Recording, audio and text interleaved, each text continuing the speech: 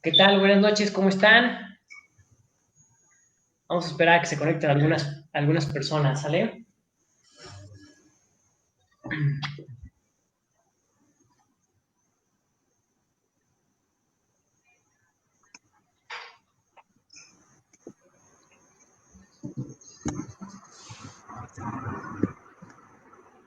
Ya se escucha, ¿no? Ya estamos ahí. ¿Cómo están, amigos Ya que se se están empieza a unir la conectando con gente. nosotros? Buenas noches, gracias por acompañarnos una vez más. Vamos a esperar a que se conecten otros poquitos y vamos a arrancar. Mientras les voy contando, está con nosotros Carla Ramírez, amiga mía, amiga de nosotros, compañera de la universidad en la licenciatura, y trae un tema muy interesante, muy interesante. La denominamos educación sin discriminación, pero también educación inclusiva, ¿no? Ya ahorita en unos momentos vamos a entrar en materia. Cristian, ¿cómo estás? Buenas noches. ¿Qué tal, amigo? Muy buenas noches. Maestra Carla, muchísimas gracias por estar con nosotros. Muy buenas noches. Y pues sí, vamos a tocar, además del derecho humano a la educación inclusiva, vamos a tocar un poquito, la maestra Carla nos va a hacer el honor de explicarnos un poquito sobre los derechos sociales, sobre la importancia que tienen estos. Y bueno, ya por ahí estaré interrumpiéndola también y también solicitándole que nos explique que varios temas importantes, interesantes, actuales, bajo esta época de pandemia. Y pues por ahí voy a hacer mucha reflexión sobre este tipo de derechos. Como ustedes, los que nos han visto, ustedes saben, a mí me gusta mucho el tema de derechos humanos. Pues platicar con ustedes un poquito sobre cómo estos derechos sociales fueron vistos como derechos programáticos anteriormente, qué significa que se les vea como derechos programáticos y bueno, y por qué no lo son y por qué los podemos hacer efectivos. Pero ya lo iremos comentando de la mano de la maestra Carla, a quien saludo y agradezco mucho que nos esté acompañando esta noche. Bueno, pues aprovecho para agradecerles la invitación. De verdad estoy muy contenta y muy honrada por esta invitación y poder tocar un tema tan importante que yo creo que actualmente, bueno, en situación de pandemia es un tema que podemos tocar, un tema que podemos explicar y poder ayudar a aquellos que el día de hoy nos acompañan y no solamente aquellos que nos vean hoy, sino posteriormente que vean la reproducción de esta grabación. Pues bienvenidos y gracias, compañeros Ulises y Cristian, por hacerme esta atenta invitación. Estoy muy agradecida y muy contenta. El gusto es de nosotros. Pues bueno, yo creo que sin más preámbulo, vamos a entrar en materia, ¿no? Ya estamos algunos conectados. Muchas gracias, gracias por estar con nosotros. Y bueno, empezamos. Carlita, este es tu programa. Adelante. Gracias. Bueno, voy a empezar. El título que le dimos el día de hoy es Educación sin discriminación. Yo creo que va muy de la mano con los derechos sociales. Quiero empezar a explicar qué importancia tienen los derechos sociales en la educación actualmente, porque los derechos sociales buscan eh, proteger, inclusive, no solamente dividir esas asimetrías sociales que actualmente y que en el aula, dentro del aula, con el maestro, con el alumno, con los directivos, con esos actores de la educación se está generando esas asimetrías sociales, culturales, políticas, inclusive de ideología o hasta de religión. Pero también hay algo muy importante que quiero señalarles, que los derechos pues son tan importantes en la educación porque a veces separamos la educación de lo legal. Y yo creo que es una manera de trabajar muy conjunta donde se relacionan estos, el aspecto legal como lo educativo. Y me gustaría señalar unos aspectos, son tres aspectos importantes que se han hecho a partir de la definición de Ferrajoli. Él maneja unos aspectos importantes de la diferenciación, de una valoración jurídica de las diferencias. Esta valoración se hace a través del reconocimiento de la igualdad, no solamente de los grandes grupos, sino también de las minorías que existen actualmente, minorías indígenas, de grupos de etnias, de mujeres, de, bueno, en este caso de niños. donde también se busca proteger la dignidad humana, que este es un concepto que creo que ustedes como abogados lo entienden perfectamente, porque la dignidad humana nos deja visualizar puntos tan importantes, porque la dignidad humana también nos lleva a ver cómo las legislaciones, cómo los articulados están, intrínsecamente están permeados de todo lo que es la dignidad humana. La diferenciación jurídica básicamente se trata de aquellas entidades valorizadas como las etnias, el sexo, la forma de vestir de las personas. Si no viste de esta forma, entonces lo señalamos como piensa de esta manera o lo señalamos. Pero no sé si les ha pasado así a ustedes como abogados, que a lo mejor ven a una persona o inclusive dentro de la misma rama que ustedes llevan del derecho, pues hay cierto tipo de discriminación. Si tiene dinero, entonces se va a tratar de esta manera. Si no tiene dinero, si no actúa, si no habla, si no piensa de esta manera, entonces se empieza a generar un tema de paradigma por discriminación. No sé cómo lo vean ustedes, este tema. Vamos a empezar a ir tejiendo este tema para poderlo ampliar. No sé cómo lo vean ustedes. Fíjate, a mí, aquí si me das permiso, Ulises, me parece tocas puntos bien interesantes. Por una parte mencionas el tema de la separación de la educación con el tema jurídico, con el tema legal, cuando no puede ser así. O sea, para todos los que nos están escuchando, para los que están estudiando, para nuestros colegas y sobre todo para los que no son abogados y no están estudiando, sépanlo. La educación es un derecho humano, es un derecho humano.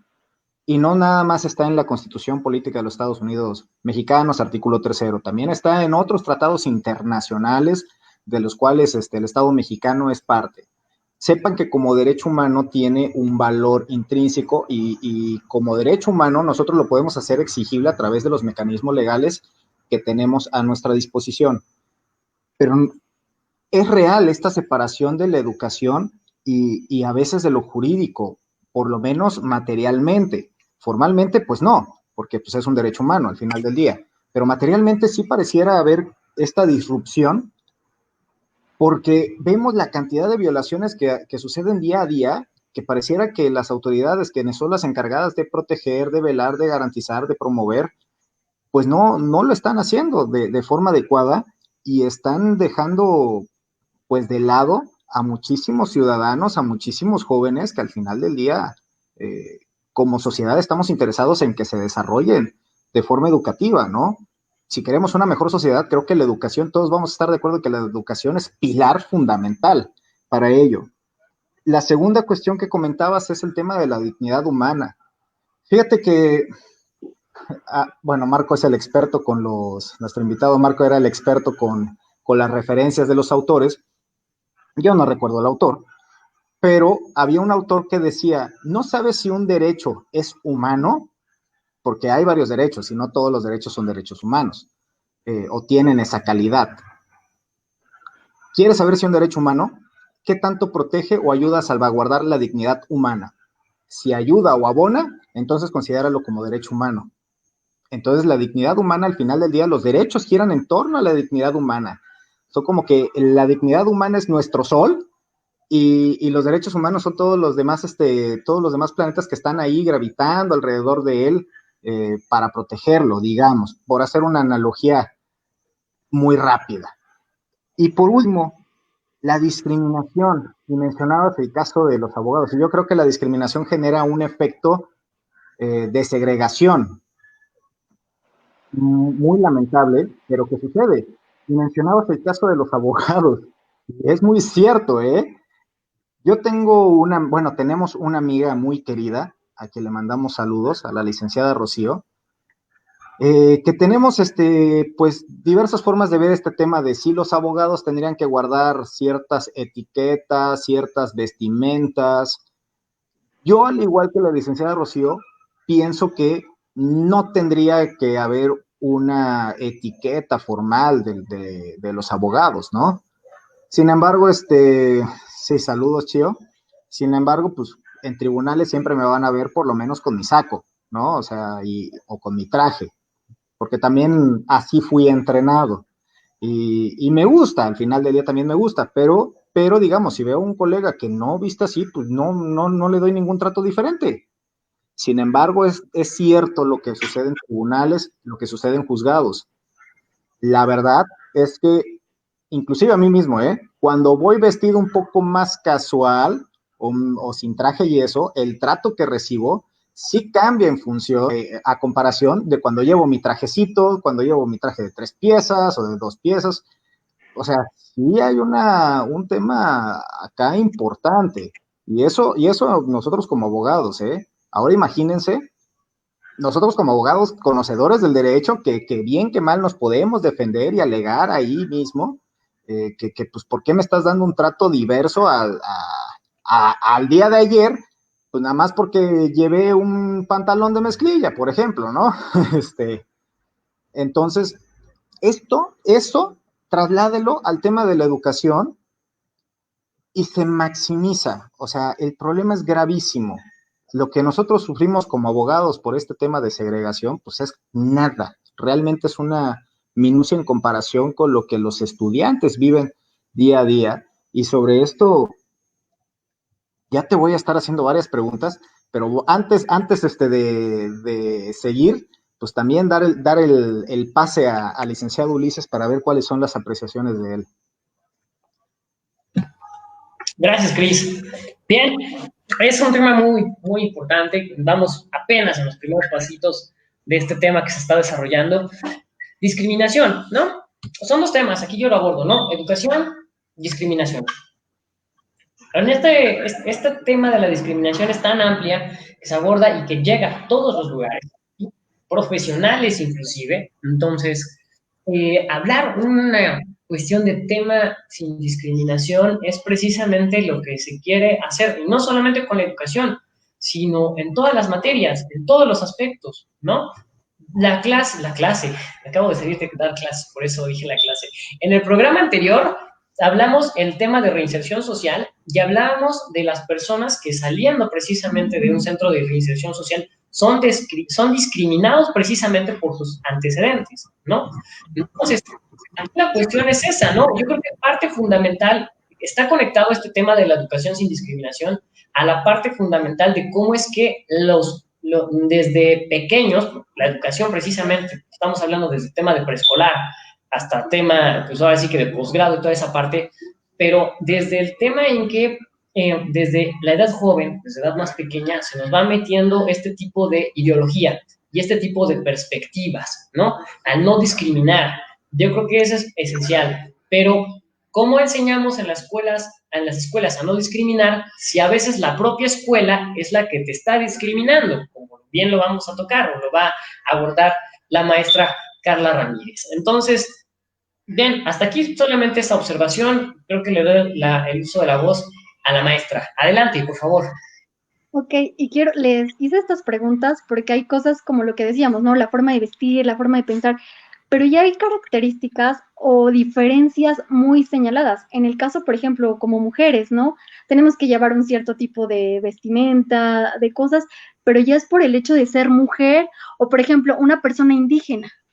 No, o sea, hay muchas cosas que se han venido construyendo en la sociedad, esos paradigmas, y bien lo dice Borja, 2015. Dice que las diferencias son prescriptivas, más sin embargo, la igualdad es, más bien, las diferencias son prescriptivas y la igualdad es de carácter prescriptivo. Es decir, esto muchas veces las diferencias nos llevan a una abertura en lo social, a una partición social que no hay una integración, o sea, esta discriminación nos lleva a excluir a niños, lo voy a hablar un poquito más adelante, a niños con alguna deficiencia de atención, con alguna parálisis, con incluso colegas míos, maestros me comentaban, es que hay niños que, por ejemplo, en educación secundaria y no saben leer, los docentes no se dieron a la tarea a poder atender las necesidades de estos menores, que la educación es un derecho humano y también un derecho social que debe de procurar y proteger, que la educación es aquel sistema que nos lleva a adquirir conocimiento.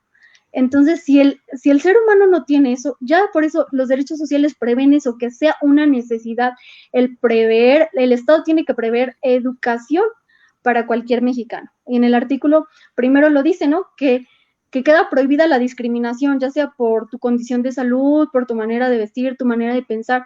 El artículo primero constitucional de nuestra Carta Magna lo señala, la discriminación queda prohibida en cualquier sector, en cualquier nivel, y en el ámbito educativo, pues, con mucho más razón, ¿no? Porque, pues, hemos escuchado muchas veces que el bullying, que ya hay acoso sexual, que ya hay tantos temas que en la actualidad han tenido un auge muy importante. Y ya para ir concluyendo un poquito lo que dice Ferrajoli sobre la homologación jurídica de las diferencias, se busca una integración de las diferencias para que estas diferencias, esta exclusión, esta discriminación, pues sea desplazada, sea incluso ignorada, pero se busca una integración en lo social. Y esto, pues, en el ámbito educativo, pues lo social es el aula, ¿no? Es la escuela, lo que conocemos como la escuela, como incluso con los docentes, con los directivos, como lo mencionaba, los actores son muy importantes.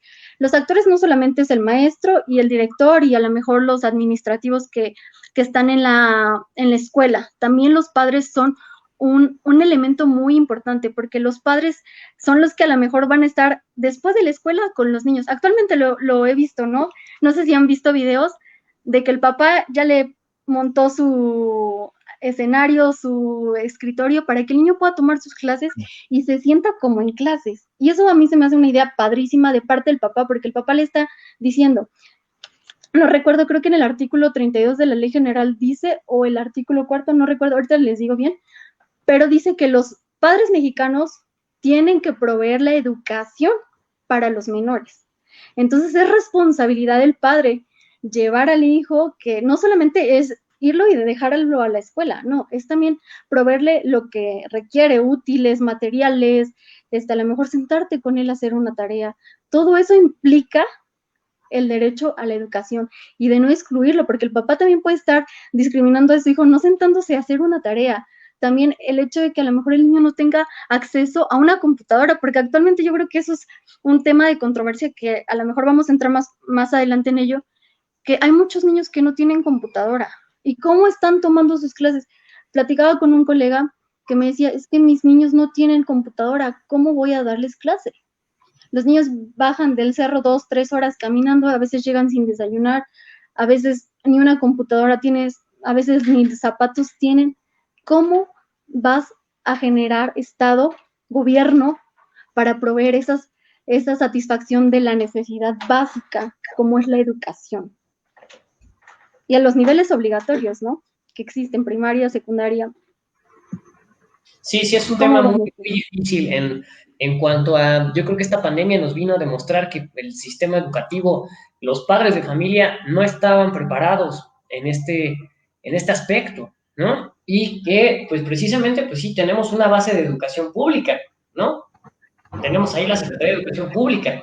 El Estado mexicano maneja una educación pública, pero tenemos deficiencias en la misma, y para muestra fue precisamente esta pandemia. Pero yo creo que vamos a ir pasando.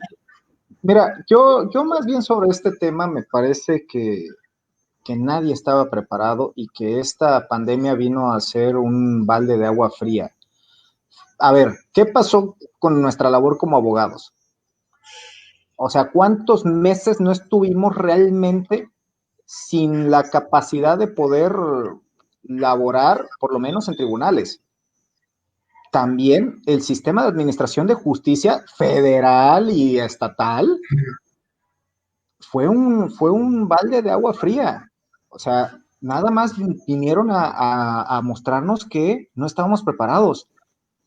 Eso a nosotros, nuestra profesión, llevémoslo a un sector más vulnerable, más crítico, la educación. Ya lo comentaba la maestra Carla, pues cuántas personas pues que viven al día o que tal vez ni siquiera tienen acceso a los servicios básicos y ahora pues quieres que las clases sean vía internet o inclusive vía televisión. Y aquí me recuerda, y también es una invitación para nuestros colegas abogados, porque hay casos de éxito. Ahorita nosotros como abogados podemos fungir, y aunque sean asuntos pro bonos, también podemos nosotros llevar asuntos pro bono sin que ello afecte nuestra capacidad pues de consumir, de mantenernos, ¿no? Al final del día también, pues, nos mantenemos de esto. Pero, pues, ¿por qué no unirnos por esta noble causa y empezar a presentar lo que en otros estados ha funcionado? Juicios de amparo. Está el caso de San Luis Potosí, que fue muy sonado, en el cual una menor, pues, no podía tomar sus clases porque no contaba con televisión. Y promovió un juicio de amparo, y en la suspensión, el juzgado de distrito, de forma muy hábil y muy correcta desde mi punto de vista, dijo: a ver, escuela, provéele las herramientas necesarias para que ella pueda seguir ejerciendo y disfrutando y gozando de su derecho humano a la educación. Porque, como bien también mencionaban, pues es un acto discriminatorio, por lo menos indirecto, desde un punto de vista económico, que pues le des educación a las personas que sí tienen televisión, que sí tienen internet, y desprotejas a las que no. Entonces acá, abogados, nosotros ya hay casos de éxito que, promoviendo juicios de amparo, en la suspensión han dado efectos bastante interesantes para que las escuelas o el Estado provea las herramientas. Pues hagámoslo. Si conocemos de algún asunto, pues llevémoslo, apoyémoslo, aunque sea pro bono. No, vamos, son tiempos extraordinarios, requieren de medidas extraordinarias de todos, y si podemos salir juntos de esta, pues hagámoslo. Y si ustedes no lo quieren llevar pero conocen, déjenos el mensaje y nosotros lo hacemos con muchísimo gusto. También nosotros tenemos que proveer nuestros conocimientos jurídicos, está a disposición de la sociedad al final del día. Eso es lo que quería comentar, amigo. Y sí, claro, y este espacio es precisamente para eso. Recordemos que todos los que están o forman parte de nuestros espectadores de Fuera de Juicio, estamos aquí pues, con la finalidad de informar, pero también con la formalidad, con la finalidad de informar, pero también con la finalidad de apoyar. Y si en nuestras manos está, claro que sí vamos a apoyar. Pero ahora sí, continuemos, pasemos al siguiente tema. Por ahí, Carla, vamos a hablar sobre la Ley General de Educación, ¿cierto? ¿Qué aspectos debemos de tomar en cuenta de esa ley? Pues mira, la ley general básicamente protege la educación, incluso la relación entre los actores del sistema educativo nacional, pero algo que sí quiero señalar de manera puntual es que esta ley fue creada en 1993. Digo, creo que tenemos más o menos la misma edad, tiene 27 años, realmente es joven en su creación, sus modificaciones, todo lo que se ha hecho, pero realmente es joven, una legislación joven que a partir de ella pues se han derivado más legislaciones, pero actualmente pues la Ley General de Educación es muy importante. Y por ejemplo, el artículo primero, no me gustaría leerlo porque es amplio, pero básicamente regula que el Estado, las entidades federativas son aquellas que deben de proveer eso a las personas. La Constitución menciona, ¿no? El artículo tercero, toda persona tiene derecho a la educación. Entonces, de la norma general que es nuestra Constitución, la Ley General de Educación menciona que el Estado es aquel que debe de prever y proveer educación. Entonces, ahí viene una función social que el Estado tiene que hacer, que sea una educación de calidad. Y yo creo que el tema calidad, híjole. No, hombre, estamos fritos, ¿no? Calidad es una palabra que se ha buscado ser medible, pero realmente la calidad es un concepto muy amplio y complejo. Realmente es algo complejo que en México, bueno, pues apenas se está formulando, se están gestionando todo este tipo de cosas, ¿no? Porque la ley, es lo que yo les comentaba, la ley dice, el Estado tiene que prever el derecho a la educación, sí, muy bonito, pero en la realidad es otra cosa, en la práctica es muy diferente, y eso es lo que atiende este artículo primero. El artículo segundo, voy a mencionar otros 3 artículos que son los más puntuales. Digo, si ustedes, igual los que nos están viendo el día de hoy, gustan dar un análisis sobre la Ley General de Educación, es muy bueno porque ahí te vas a dar cuenta cómo se regula, cómo hay cosas, cómo es el sistema de evaluación para la calidad de la educación, muchas cosas importantes, pero básicamente yo quiero tocar estos artículos porque considero yo que son los más importantes. El artículo 2 de esta ley también menciona que el individuo tiene derecho a la educación, pero también me gustaría comentarles qué es la educación para esta ley. La educación es el medio, dice, que para adquirir, transmitir y acrecentar la cultura. Entonces, es un tema complejo desde la Ley General de Educación. O sea, es aquel que va a transmitir, va a acrecentar la cultura y se va a adquirir conocimiento. Y esto contribuye al desarrollo del individuo, que también va muy relacionado con la dignidad humana. No sé cómo lo vean ustedes. Todavía no termino lo que contempla este concepto, pero quiero que si me pueden dar una opinión. Término amplísimo. Es un término amplísimo, es una responsabilidad enorme y que de la cual no creo que se haya cubierto ni siquiera un 20%. Bueno, no sé. Fíjate, mira, para los que nos están viendo, y esto más es una información un poquito más dirigida para abogados, pero espero explicarlo en términos sencillos, que lo podamos entender todos. Las leyes generales son diversas a las leyes federales. Las leyes generales cumplen la función de distribuir competencias, en este caso, y de dar ciertos conceptos muy específicos. Hay temas muy específicos, por ejemplo, la educación. Es una ley general de educación, no es una ley federal. Tiene inclusive una importancia normativa diversa a una simple ley federal. Las leyes generales se distinguen muchas veces por esta vaguedad aparente o ambigüedad aparente en sus términos y en sus definiciones. Pero en un tema de educación, me parece, tenemos que buscar ser lo más certeros posibles. Y a reserva de que nos siga la maestra Carla explicando el concepto de educación, a mí francamente me parece un concepto insuficiente, como que dejamos de lado otras perspectivas u otras áreas humanas que también tendrían que ser desarrolladas por la propia educación. Pero bueno, vamos a esperar a ver cómo vamos desarrollando este concepto, pero a mí a bote pronto me parece un término insuficiente, un concepto insuficiente.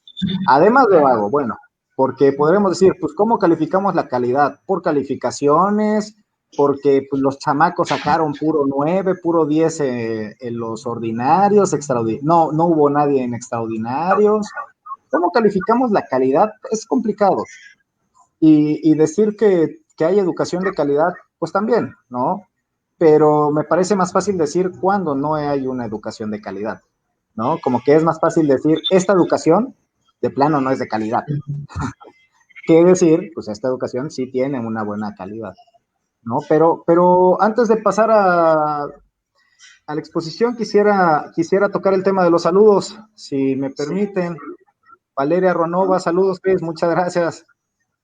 Muchos saludos. Brandon Salazar, saludos, abogados. Saludos. Carlos Paulino, saludos, hermano. Gracias por dejarnos plantados. Hugo Celis, saludos. Y Tamara CB hace la siguiente pregunta para la maestra Carla. ¿Cuál sería una propuesta de cambio para que todos estos paradigmas se transformen?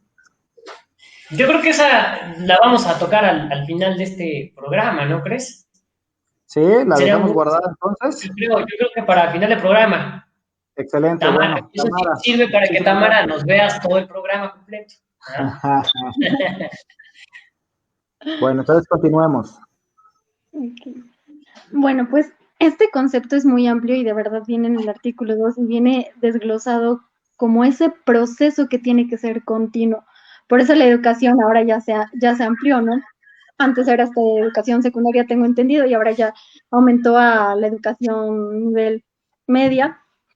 Entonces, es importante cómo el Estado sí está atendiendo esas necesidades, no como quisiéramos, pero sí está focalizando porque hay demasiados, ¿no? Que por aquí la OSD, todos esos organismos internacionales que están diciéndole a México, oye, ponte las pilas porque en educación, o sea, si buscan ahí la OSD, híjole, hay estadísticas de México que yo me quedé Dios mío, o sea, de cobertura, de conclusión de estudios, o sea, muchos niños no terminan sus estudios a tiempo, ni siquiera entran y no terminan, muchas deficiencias que hay en el sistema de educación, pero yo creo que es importante que la ley busca, pues, hacer un ideal, pero ya la práctica, pues, es complicada llevarla a su totalidad. Entonces, pues, esta definición ya termina con que tiene que tener el ser humano un sentido de solidaridad social. Es por ello que tuve que atribuir los derechos sociales, atraerlos, para poder conjuntarlo con lo que lleva la Ley General de Educación. Entonces, es muy importante retomar esto. El artículo 3º de la Ley General de Educación también habla que el Estado es aquel obligado a prestar los servicios educativos. Es decir, un aula, o sea, el hecho de que un aula esté en condiciones, yo recuerdo que hace un tiempo hubo como los famosos pizarrones, creo que virtuales y todo eso, pero realmente el docente estaba preparado para usar un pizarrón virtual. Híjole. Yo nunca lo utilicé, en mi escuela había y nunca lo utilizamos. O sea. Luego, si no se descomponían a las 2 semanas. Los cañones, ¿no? O sea, algo ya más usual, ¿no? Un cañón. Y de repente no se ve la diapositiva, el cañón no sirve, el cañón está mal colocado. Todas esas cosas van haciendo deficiencia a tener una educación de calidad. Porque sí, es muy cierto que realmente lejos de acrecentar la educación, como nos menciona la Ley General de Educación, pues la retrasa y la entorpece. Y de verdad, híjole, yo he visto estadísticas, ahorita si quieren les doy unas estadísticas que yo tengo en México, que para que una primaria en una comunidad indígena tiene que tener mínimo 30 alumnos, 30 niños en un aula, o sea, dices, y si la comunidad es menos son 10 personitas y a lo mejor hay 2, 3 niños, entonces no aperturas una escuela. O sea, todas esas condiciones que se van generando, la ley es muy bonita y muy hermosa y es nuestro ideal, pero la realidad que yo les estoy compartiendo ahorita es pues lo que se vive día a día en un aula. Ahorita, bueno, las condiciones no permiten tener a tus alumnitos, a tener al alumno con los docentes, pero también entorpece mucho el hecho de que lo que estamos viviendo en la pandemia, o sea, ¿cuántos y cuántos maestros? Me tocó a mí en la última parte de la maestría, que el doctor que nos daba clases, híjole, de verdad que hacía un esfuerzo y me encantó porque buscaba este tema, buscaba esta aplicación, y si no funciona esta, pues otra y otra, y yo decía, o sea, qué padre que el doctor tuviera esa apertura, tuviera esos conocimientos, porque si no iba a retrasar nuestras clases, nuestra educación, ya a un nivel posgrado, ¿no? Pero imagínense ya a nivel, no sé, primaria, o sea, aprender a leer.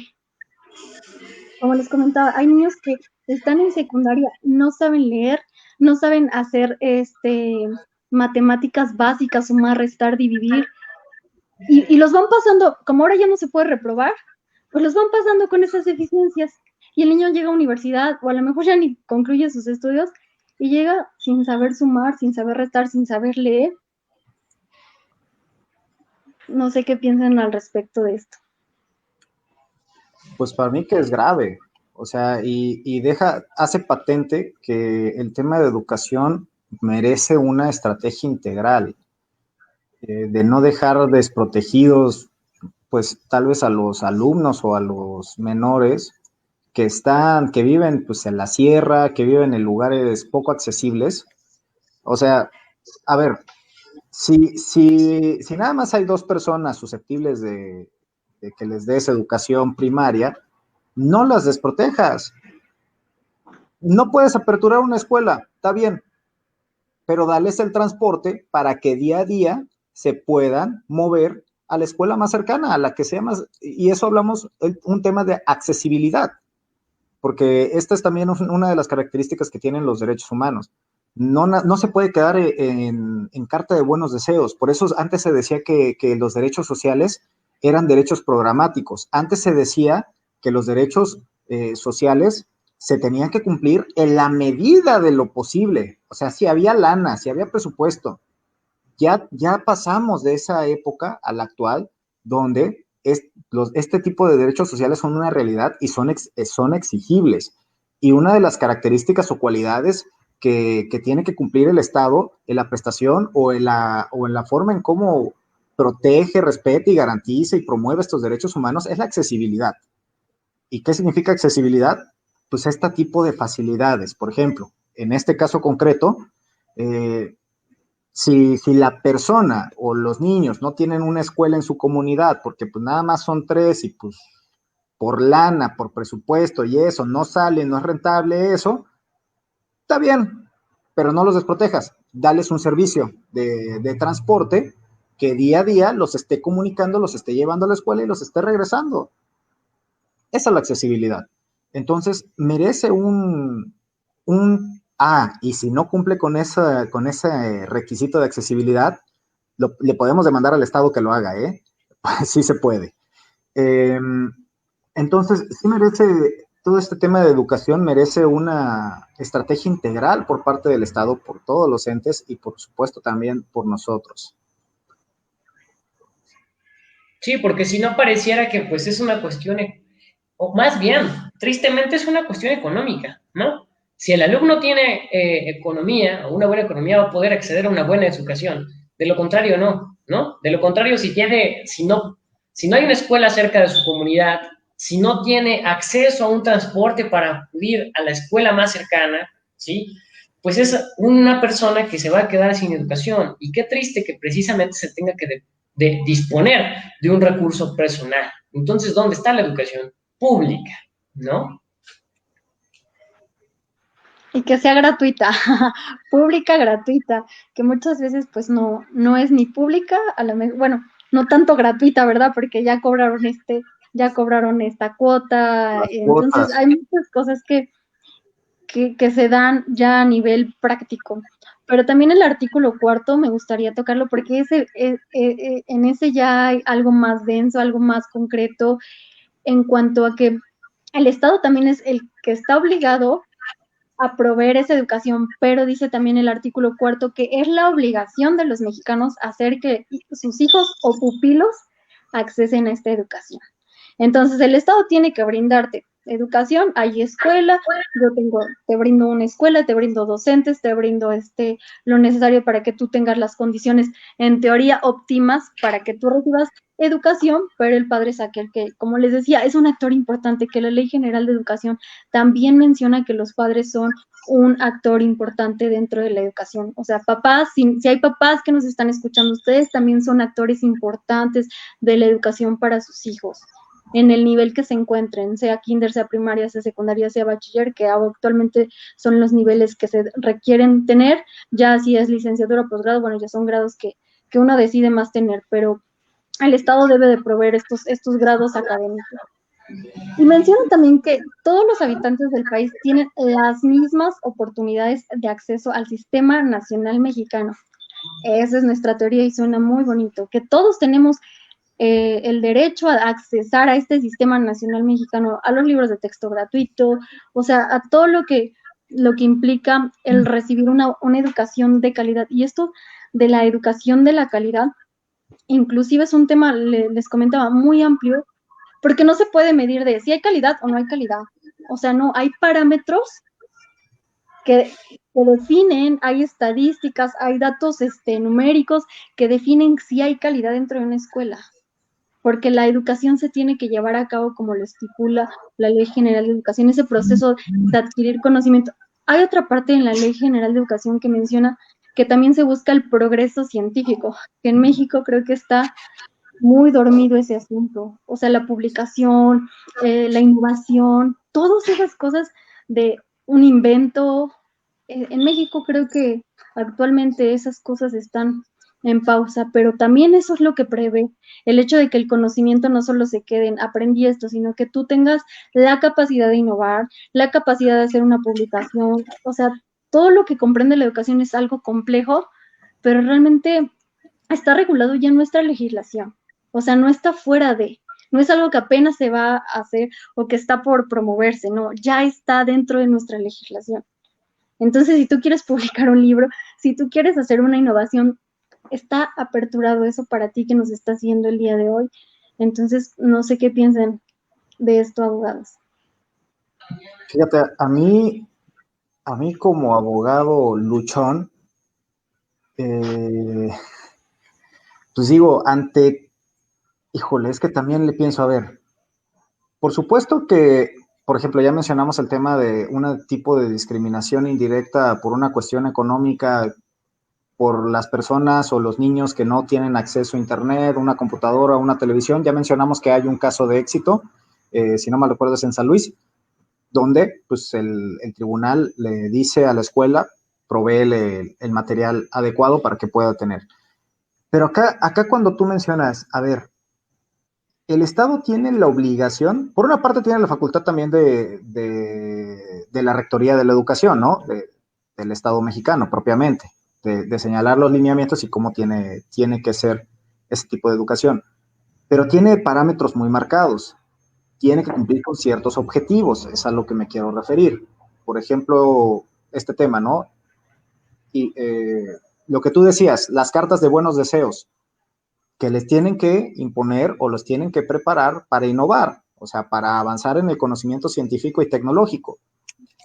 Y no es así realmente. Entonces, ahí estamos teniendo un problema por parte del Estado que yo, como abogado luchón, pues yo la verdad sí lo buscaría llevar a tribunales para inclusive decir, ¿sabes qué? El Estado o esta manera en que el Estado está implementando la educación no está cumpliendo con los objetivos propios de la ley general y por ende está violentando el derecho humano a la educación. Ya no hablemos de educación inclusiva, sino educación en general. Mucho peor aquellos que requieren este tema de educación inclusiva o que están siendo segregados o discriminados. Pero ahí también, híjole, me espero la respuesta de tribunales y no se me viene a la mente una muy alentadora.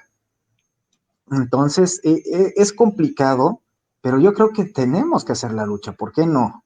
Inclusive ahí como un asunto de horizonte, que muchas veces así se innova jurídicamente, a través de asuntos de horizonte, asuntos donde pues tienes que ser creativo, donde no te vas a encontrar el precedente, no te vas a encontrar la tesis, no te vas a encontrar la jurisprudencia, no te vas a encontrar el antecedente, sino que tú desde cero tienes que construir todo. Pero así se construye también la innovación jurídica y creo que también acá a los abogados nos hace falta innovar desde los tribunales. Pero sí estaría bien interesante echarle ahora sí una estudiada y decir, ¿está cumpliendo realmente el Estado con su chamba? Y si no está cumpliendo con su chamba, ¿cómo lo podemos hacer cumplir desde los tribunales, por lo menos desde mi visión? Así es, y pues, Así es. Adelante, adelante, Carla. no, y ahorita estaba pensando también que la discriminación no solo es para el alumno, también para los docentes. Y lo hemos visto en muchos, apenas el caso sonado de una docente que fue asesinada, o sea, todo eso viene a ser algo social, está partiendo en dos a la sociedad, está discriminando no solo ella, sino muchos docentes que porque por la edad. A mí me tocó conocer una persona que tenía una edad muy joven y no, los padres de familia, ¿cómo es posible que esa maestra va a enseñarle a mi hijo si no tiene experiencia? O sea, Creo cosas que nosotros también lo vivimos como abogados, ¿no? Que casi si no tenemos nuestras camitas o eso, dicen no. Pero bueno, tenemos que seguir avanzando en eso. y algo importante también. Es un avance como generación, ¿no? Si no se creen las nuevas generaciones, entonces ¿en qué creemos? Nunca quitamos de la vista que la experiencia es muy importante, desde luego que es muy importante, pero hay algunas cuestiones en las que son nuevos tiempos los que se están viviendo y que esa experiencia que en su momento fue muy buena, quizá a veces ya no resulte tan buena para adaptarse a las nuevas cuestiones, ¿no? Pero bueno, a ver, estamos hablando de una ley, vamos a hablar ahora del instituto, ¿no? Por ahí, el INE. El Así es, INE. en sus siglas es Instituto Nacional para la Evaluación de la Calidad, de la Educación, perdón. Entonces, tiene parámetros muy ¿De dónde saca consolidados. la segunda N? ¿No? Instituto Nacional para la Evaluación de la Educación, INE, con doble E. Ne. Ah. Y bueno, en este instituto se prevé buscar parámetros de la calidad, de cobertura, como es la pertinencia. La pertinencia es a lo que va a dotar de currículum, de manera de hacer, bueno, para que me explique la manera de hacer a lo mejor el modelo de una clase, cómo se van a llevar cierto tipo de materias, adecuado para el estudiante. Si a lo mejor los estudiantes tienen un cierto tipo de necesidad, el docente tiene que adecuar eso a las necesidades del estudiante. Eso es la pertinencia. La relevancia es la importancia del contenido, es decir, que debe de responder a esas necesidades. El contenido en general para atender aquella necesidad que tenga el estudiante. Si a lo mejor el estudiante tiene la necesidad de poner hincapié en matemáticas, el docente se tiene que dar a la tarea de a lo mejor retroceder un poquito su tiempo, ampliar su horario de clase para estar previniendo ese tipo de deficiencias en la educación. Otra parte importante es la cobertura. La cobertura es, este tema, híjole, es muy importante porque es el incremento de la matrícula, que muchas veces, como les decía, por ejemplo, un dato estadístico que yo tengo es que en las escuelas indígenas, pues se matricula alrededor de 20 alumnos, o sea, es muy poco, cuando en la ciudad, a nivel nacional, híjole, son miles y miles de estudiantes, miles y miles de docentes, y a lo mejor a la comunidad indígena está solo un docente.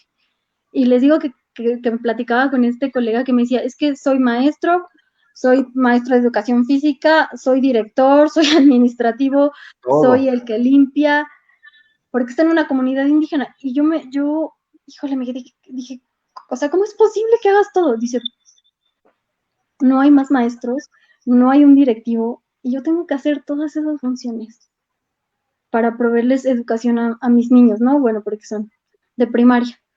Entonces, son condiciones que ya en un instituto se están regulando y no se están llevando a cabo. Digo, no por eso nos vamos a poner tristes y a deprimirnos, no, al contrario, como bien lo comentan ustedes, como abogados, como especialistas, como aquellos que pueden exigirle, oye, Estado, como niños chiquitos, ¿no? Oye, Estado, ponte las pilas, porque tú lo prevés en tus leyes, tú lo prevés en tu legislación. La Ley General de Educación dice esto. Entonces, otro aspecto importante es el impacto que se tiene, es que los aprendizajes sean duraderos y lleven a que culmine el estudiante, que no haya una deserción escolar, porque la deserción escolar en México, no tengo estadísticas en este momento de la OSD, de ese organismo que regula la escolaridad, los niveles de grados, y hace comparaciones con diferentes países, ¿no? Estados Unidos, Finlandia es un gran ejemplo de educación. También con quién los comparan, también, ¿no? No sean así. Entonces, en México... Está bien apuntar alto. Digo, pero ¿qué están haciendo ellos que nosotros podemos hacer y mejor? No solamente como abogados. Si hay algún maestro que nos esté escuchando, docente, algún administrativo, alguien, un padre de familia, el cambio no está en las grandes leyes ni en las bonitas leyes que tengamos, también está en lo individual. Y eso les invito a que, pues desde nuestra trinchera, desde nuestro ámbito, podamos hacer pequeños cambios, porque desde ahí comienzan los cambios, no desde lo mayor, no desde lo grande, desde donde estamos, ahí comienzan los cambios. Sí, efectivamente. Bien, Carlita, vamos a hablar de...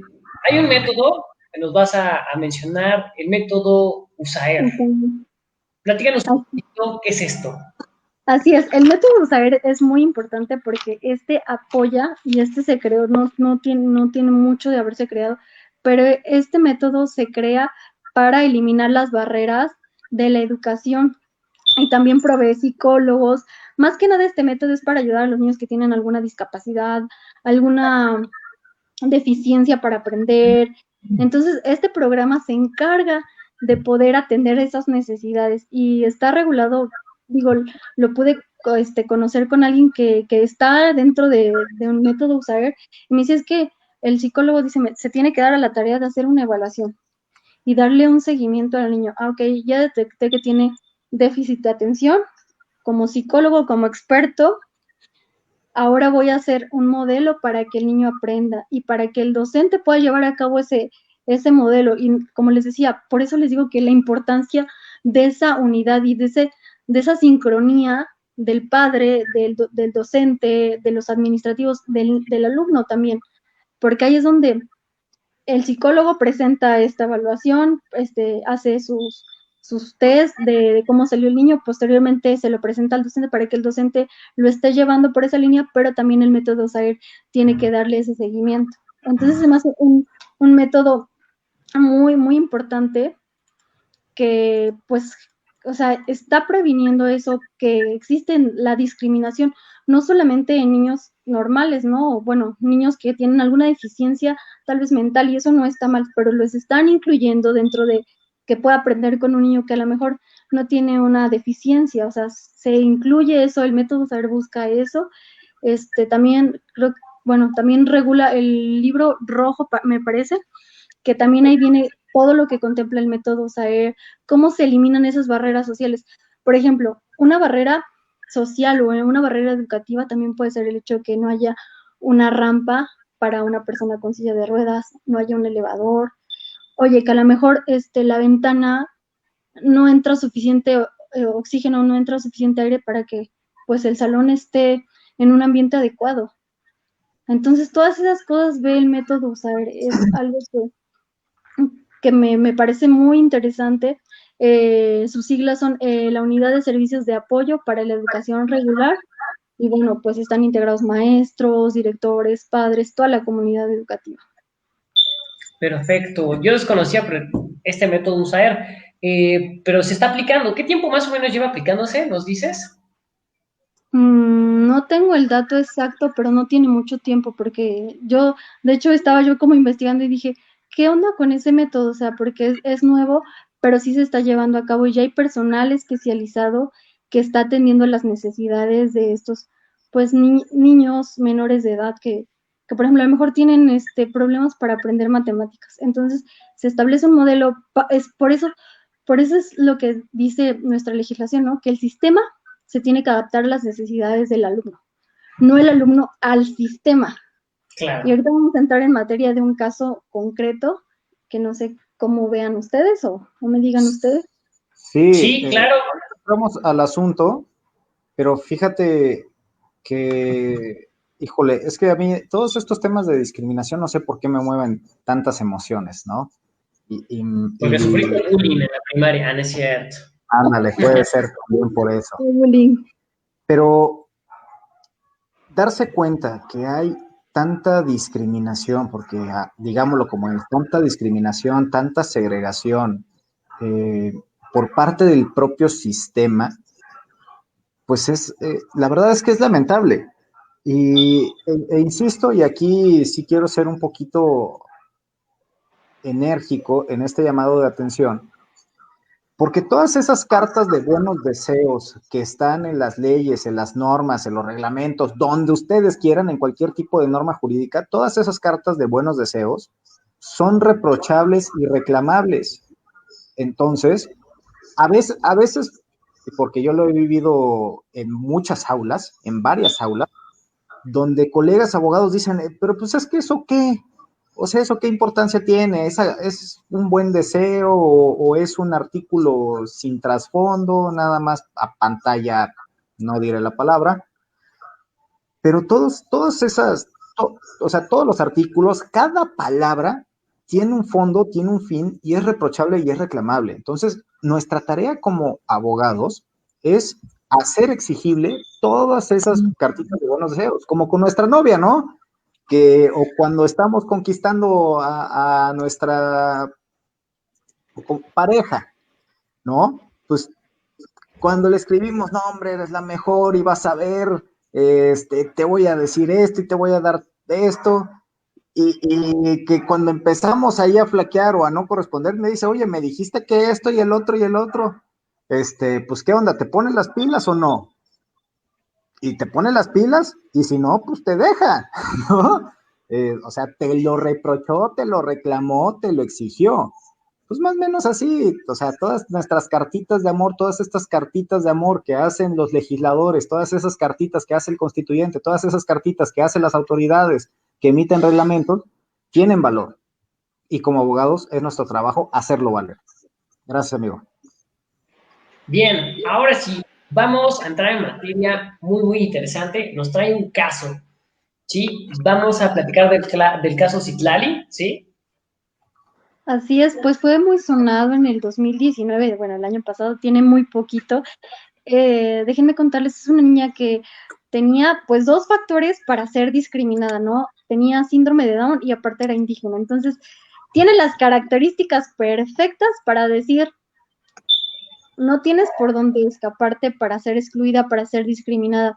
Y en la escuela donde ella pues iba, la discriminaron, le negaron el acceso a la educación, o sea, de frente a sus papás, no puedes acceder a la educación, no le vamos a dar, porque nosotros no tenemos las condiciones, ¿no? Entonces la Suprema pues se pone a resolver y todo eso y hace una sentencia definitiva donde menciona que Citlali no es la que se tiene que adaptar al sistema educativo nacional, que ella tiene derecho a recibir educación por ser una menor, por tener acceso a la educación primaria, porque ella estaba en primaria. Y entonces en la Ciudad de México, el 23 de octubre del 2019, pues casi va a ser un año que se resolvió esto, y la Suprema dice, Citlali, tú tienes derecho a la educación inclusiva, tú tienes derecho a asistir al salón de clases, tú tienes derecho a tener las condiciones necesarias para que se te otorgue educación de calidad. Entonces, es importante esto. Me gustó mucho lo que la Suprema dijo, ¿no? O sea, estas palabras como lo dijo, ¿no? Citlali no se tiene que adaptar al sistema, el sistema tiene que adaptarse a las necesidades de Citlali.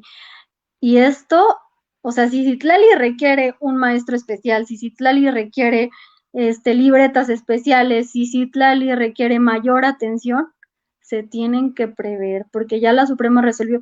Es un caso, como decíamos, es un caso concreto y un caso de éxito. Ojalá nuestros niños de México, ojalá en las poblaciones donde hay más discriminación, incluso en la ciudad, pues tuviéramos esos miles de casos, que fueran miles y miles y que tuviéramos pues la Suprema estuviera repleta de casos de éxito como estos. Y a mí me encantaría, me llenaría mucho de satisfacción, pero la realidad es que no.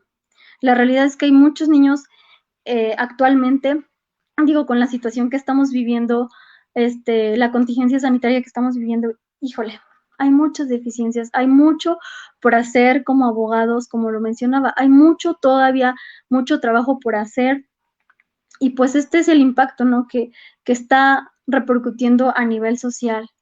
No sé qué piensen ustedes respecto a eso.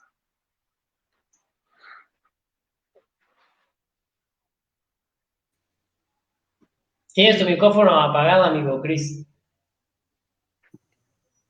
Gracias, perdón. Fíjate, este es un asunto de éxito. Pero ha habido otros, pocos, o sea, contados a cuentagotas, pero ha habido. Igual, por citar alguno, el amparo en revisión 714-2017, resuelto por la segunda sala de la Suprema Corte de Justicia de la Nación, me parece que es un parámetro muy actual y muy bueno para diseñar el contenido del derecho humano a la educación inclusiva. Por ejemplo, en la sentencia, parafraseando un poquito, tampoco me voy a poner a leer los párrafos, pero esa es la recomendación semanal de lectura. Por ejemplo, la Suprema Corte nos dice que el objetivo de la educación inclusiva es asegurarse de que todos los alumnos aprendan y jueguen juntos, gozando de una sensación de seguridad y de pertinencia.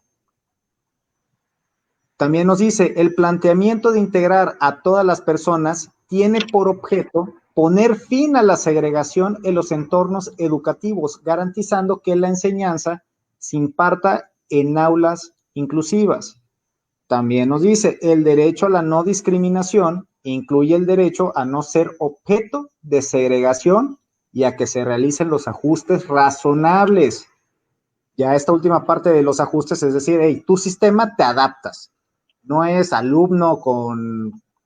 Este asunto me parece que fue sobre un chico dentro del espectro autista. Pero acá la Corte nos dice, este es el contenido del derecho humano a la educación inclusiva. Y si tu estado o tu particular que imparte educación, porque recordemos la eficacia de los derechos humanos vertical y horizontal, transgredes alguno de estos parámetros, pues estás discriminando, estás violentando el derecho humano a la educación inclusiva y te lo pueden reprochar, y te lo pueden demandar, y te lo pueden reclamar, como sucedió en el caso de que tú comentabas y como sucedió en este asunto que yo estoy haciendo alusión. Entonces, me parece que los asuntos ahí están. Los precedentes ya están. Se pueden mejorar, se pueden ir construyendo, por supuesto, pero ya tenemos una base argumentativa muy fuerte, muy sólida. Nos toca a nosotros como abogados allegarnos de ese tipo de precedentes, allegarnos de ese tipo de base y llevarla, digamos, a la justicia cotidiana, a la ordinaria. No esperemos que todos los asuntos de este tema lleguen a la Suprema Corte. Sepan que los asuntos que llegan a la Suprema Corte son contados y también hay que ver quiénes llegan, cuáles llegan, cuántos llegan. Y podemos empezar a sacar ciertas impresiones de cómo llevar un asunto en la Suprema Corte. Pero, y lo he repetido varias veces durante este programa, nos tenemos, y lo digo porque de verdad lo creo, y me parece que estamos quedando mucho a deber nosotros como profesionistas de la abogacía. No estamos haciendo lo necesario ni lo suficiente para hacer valer los derechos de los ciudadanos, de los demás, de nuestros congéneres, de nuestros compadres, amigos, conocidos. O sea, y acá sí tenemos que también ser reflexivos. Y yo entiendo, ¿por qué? Porque ¿quiénes son los que sufren más este tipo de discriminación o segregación? Los que económicamente también están en un estado vulnerable. Y ya podremos platicar, ¿no? Pues cuánto cuesta un amparo. No, pues conozco que tal cobra bajita la mano y así, ya en el suelo, en el piso, arrastrándose, 15,000 pesos, por ejemplo. O sea, 15,000 pesos no cualquiera los puede pagar, cuando ni siquiera tiene acceso a servicios básicos y quieres que te pague 15,000 por un amparo. E insisto, por ejemplo, por lo menos en el caso de Puebla, así 15 y arrastrado ya, en el suelo, en el precio. O sea, también vamos a poner de nuestra parte y llevamos asuntos pro bonos. También creo que es sano, o sea, tampoco vamos a llevar puros pro bonos.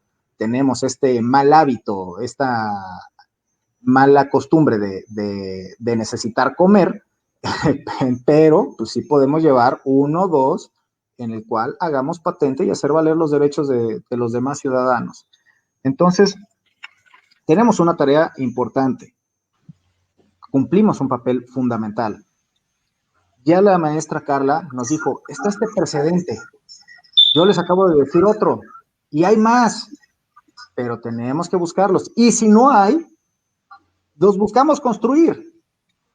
También tenemos que ser innovadores nosotros y proactivos en ese aspecto. Al final del día, nos toca hacer valer nuestros derechos humanos y los de los demás. Gracias, amigo. Bien, pues yo creo que entonces ahorita ya estamos en ánimo de proyectar la siguiente pregunta que nos hizo Tamara al inicio del programa, ¿no? Y te la dejo, mi querida Carla. La pregunta es, ¿cuál sería una propuesta de cambio para que todos estos paradigmas se transformen? Así es, mira, yo creo que en lo personal, y lo mencioné a lo largo de esta transmisión, creo que tenemos que empezar primero por nosotros. No busquemos lo que hay afuera, sino busquemos primero en nosotros cómo podemos cambiar esa mentalidad. Ciertamente lo decía Cristian, desde un cambio de pensamiento, desde ese cambio, desde ese cambio de mentalidad de decir, a ver, el gobierno no hace nada, el gobierno, el presidente, el secretario, la ley, y le echamos y le echamos y le echamos un montón de cosas, pero ¿cuándo nos hacemos responsables de lo que nos toca hoy a nosotros hacer?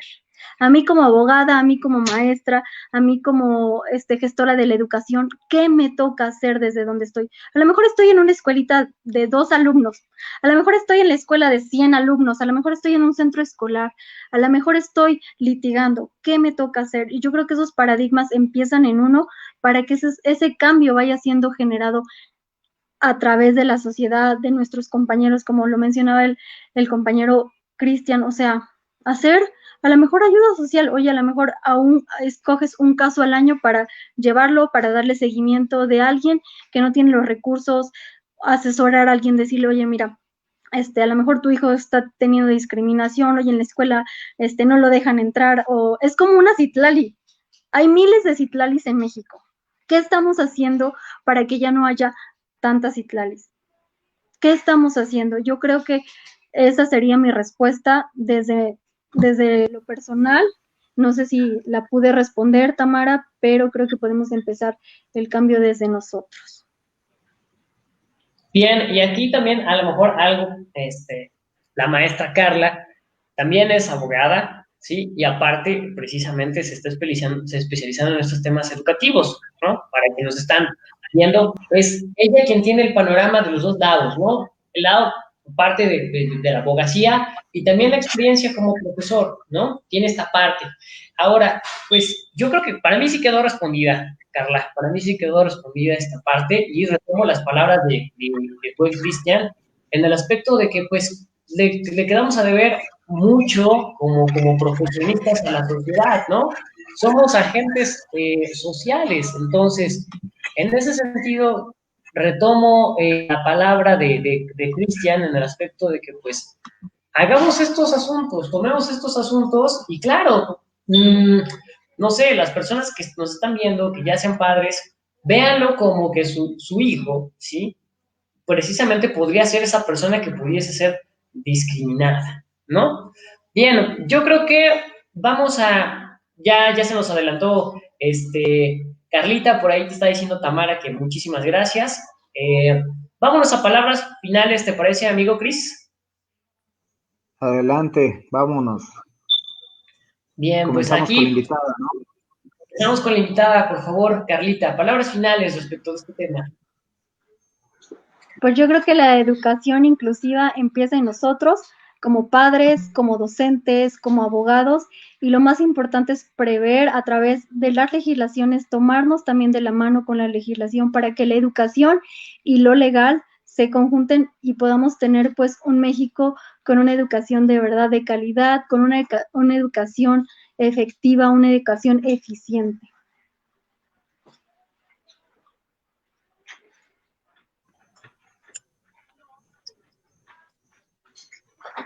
Amigo.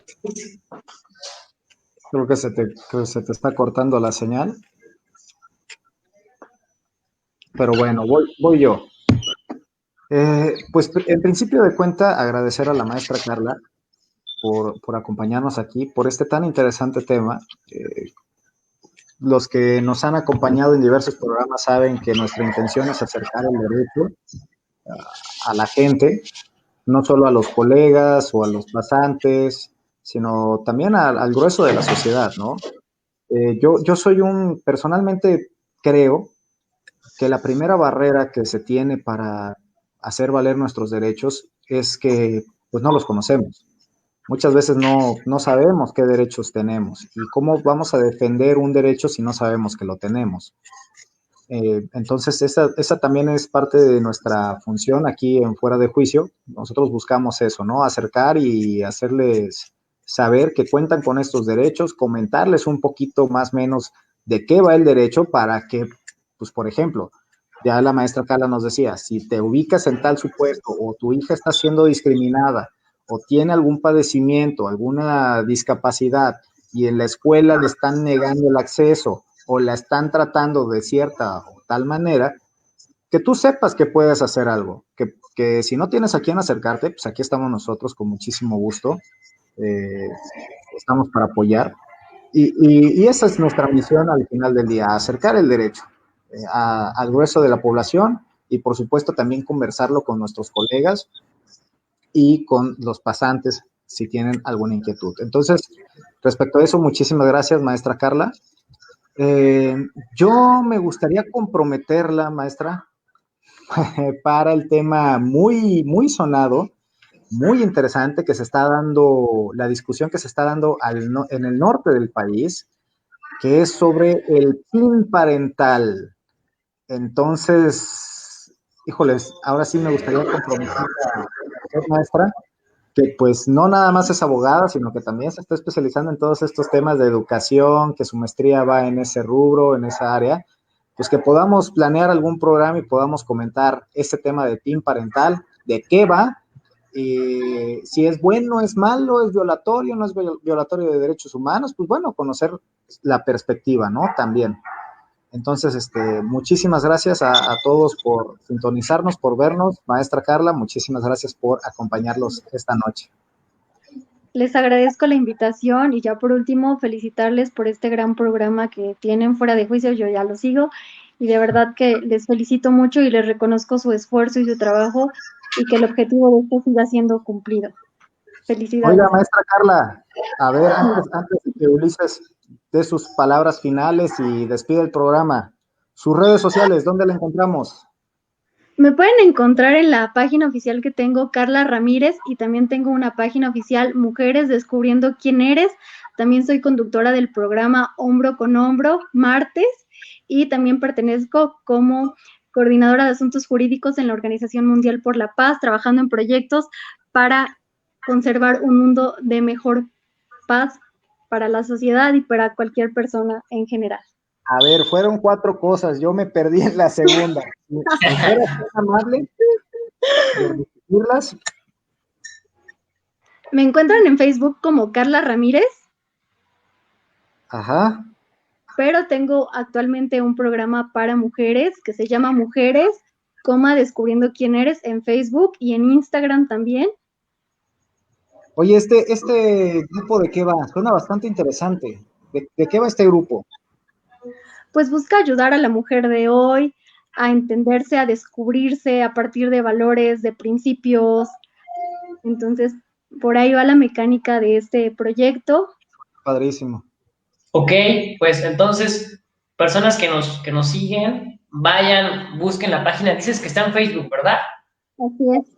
A ver si nos pudieses compartir en los comentarios de este video la página. Estaría súper excelente para que... ¿Y tu programa de radio? Mi programa de radio. Así es, soy conductora del programa Hombro con Hombro Martes y también tenemos nuestra página Hombro con Hombro Martes, igual cuenta de Instagram.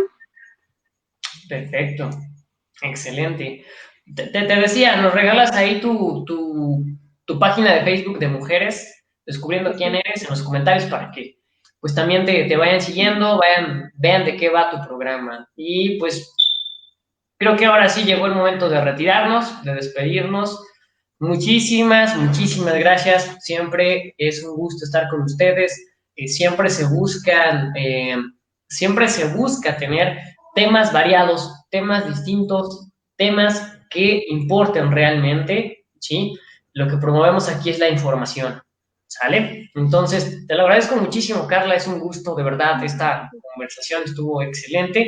Muchísimas gracias para todos. Itzel, saludos. Diana, saludos. Dice Itzel que si podríamos escribir el programa. Claro que sí, ahorita Carla nos va a hacer el favor de por ahí etiquetar su página. Y pues como siempre, un gusto y como siempre, saben que este es un punto de encuentro de opiniones, no somos dueños de la verdad, únicamente estamos abordando los temas desde lo que nosotros vivimos día a día, de lo que conocemos y desde nuestra experiencia. Muchísimas gracias por acompañarnos. Amigo Cristian, Carla, muchísimas gracias, ha sido un placer.